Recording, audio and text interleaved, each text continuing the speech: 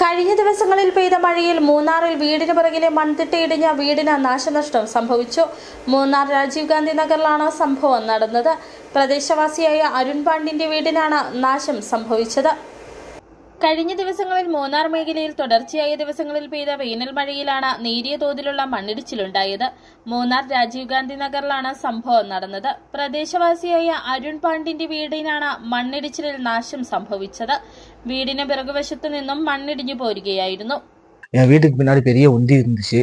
அந்த ஒந்தியில ஒரு பெரிய பாறை இருந்துச்சு. பாறை முந்தானத்தும் நேரத்துக்கு பேஞ்ச மழையில இலகி இருந்துச்சு. அந்த பெரிய பாறை எங்குள்ள வீடு ஃபுல்லா കിച്ചനെ ഫുള്ള ഉള്ള പേരിച്ച് മണ്ണിനൊപ്പം ഇടിഞ്ഞെത്തിയ കല്ല് വീടിന് പിറകിലെ ഭിത്തിയിൽ വന്നിടിച്ചു. ഇതോടെ ഭിത്തിക്കടക്കം വീടിന് കേടുപാടുകൾ സംഭവിച്ചു.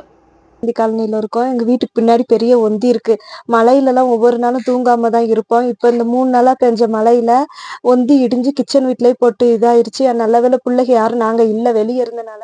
ഉണ്ടായ നഷ്ടത്തിന് അർഹമായ നഷ്ടപരിഹാരം ലഭ്യമാക്കണമെന്നാണ് കുടുംബത്തിന്റെ ആവശ്യം.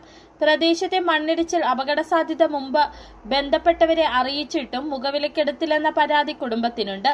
പ്രദേശം ബലപ്പെടുത്തിയില്ലെങ്കിൽ മഴക്കാലം എത്തുന്നതോടെ ഇനിയും കൂടുതലായി കല്ലും മണ്ണും ഇടിയുമോ എന്ന ആശങ്കയും കുടുംബം പങ്കുവെക്കുന്നു. City vision, Munnar.